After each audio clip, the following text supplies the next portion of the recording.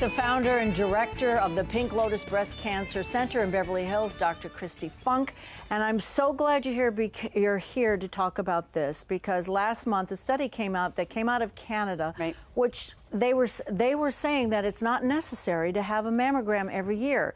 It just absolutely, I couldn't believe that they would say something like that, because it caused a lot of controversy. Well, it does. It always, every few years, a new study seems to come out that throws this mammogram question into the air, which I love, because I get to come on air with folks like you and talk about it, because there's still some strong stats that can never be refuted. So basically, if you look at all of the randomized controlled trials that have ever been done on looking at mammograms yearly versus not doing mammograms yearly, there have only been 9.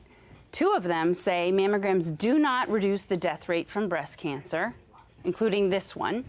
The other 7 irrefutably show a drop between 20 and 36% in dying from breast cancer for those who get mammograms. So, I mean, you've got 7 strong studies versus these 2. You need to step back, though, and say, what is it about this study? Because it is powerful. What is it about this study? Well, I'll tell you. What it is about the study is there's 90,000 women who have been followed for 25 years. So it's very powerful in terms of numbers. 90,000 women divided into 2 groups of 45,000. This group got a mammogram once a year for 5 years. This group, no mammogram, just self-breast exams and a doctor's exam. Okay, end of 5 years. Mammogram group, 666 cancers. Exam group, 524 cancers. Now let's follow all of you cancers. For 25 years, death rates are identical. So the conclusion, So the conclusion is, even though you found more cancers with mammo, at the end of the day, the same % died. So you didn't save any lives by doing the mammogram, so just wait until you can feel the cancer. But here's the beef I have with the study. In 1980, you're literally talking about the first mammogram ever built. So back, even though 1980 to most of us sounds like, well, that was just yesterday, actually, in 1980, I was in love with George Michael and thought I had a shot. Me too. Yeah, right? I would have fought for it. Totally. Some guy would have won. I thought you had a shot. That's funny. Honey. But the point is, stand up now. it was a long time ago, and this first mammo ever made the breast tissue look like a snowstorm. And this very study proves my own point.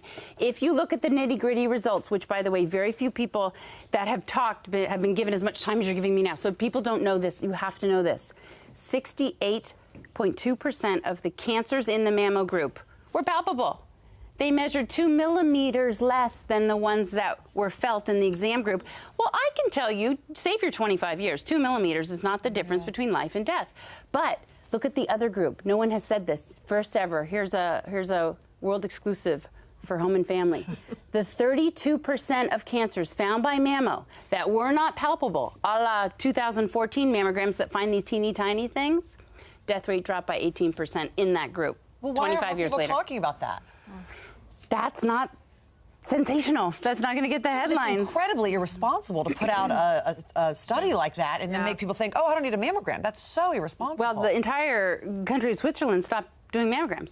What? Wow. Yep, they recommend no mammography. That's the recommendation. So if you were to redo this test now, the results... Well, now you're going to use an iPhone to take pictures instead of a Polaroid. You're going to use the latest and greatest digital mammo techniques, which, by the way, I'll be the first to say are still insufficient when it comes to finding all cancers. So it's mammography plus a clinical exam with your doctor once a year plus a self-breast exam every month. What about ultrasound?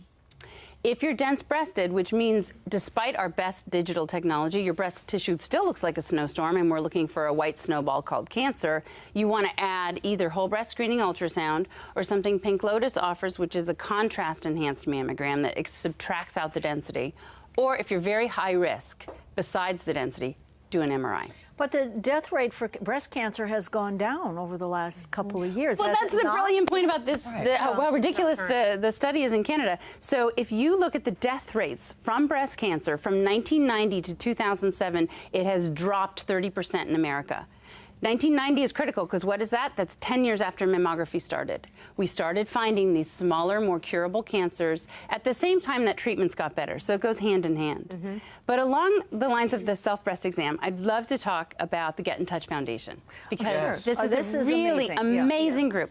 So Marianne Wassel, who's the founder, she herself had breast cancer, and at the time she had young girls that were 10 and 11 years old, and she wanted them to feel secure in doing self-breast exams and really understanding and getting involved and getting in touch with their own bodies, with information, with each other and their friends. You're talking 10 and 11-year-old girls?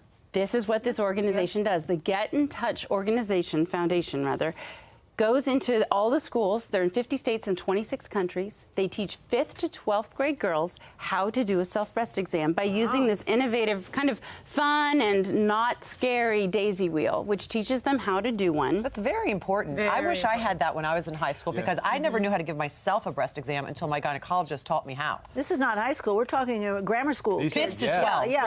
I think what I love about that, though, because at first you think, oh, don't tell a 10-year-old, like, do a breast exam, you could have breast cancer. That's not the message. The message is, you know what, this is a part of your body.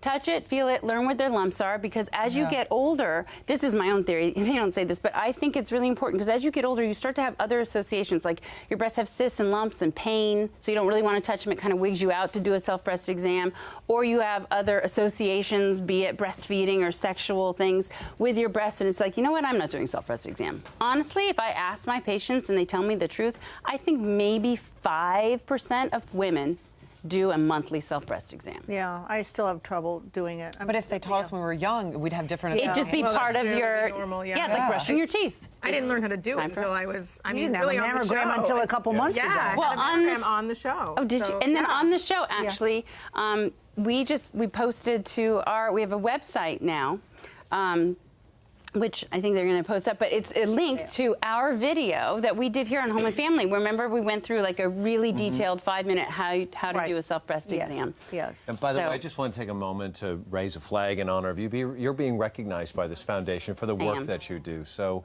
congratulations. I know that must mean a lot. Thank you. Congratulations. And I said Rob Lowe is presenting my award. Wow. So if you can't have George Michael, maybe.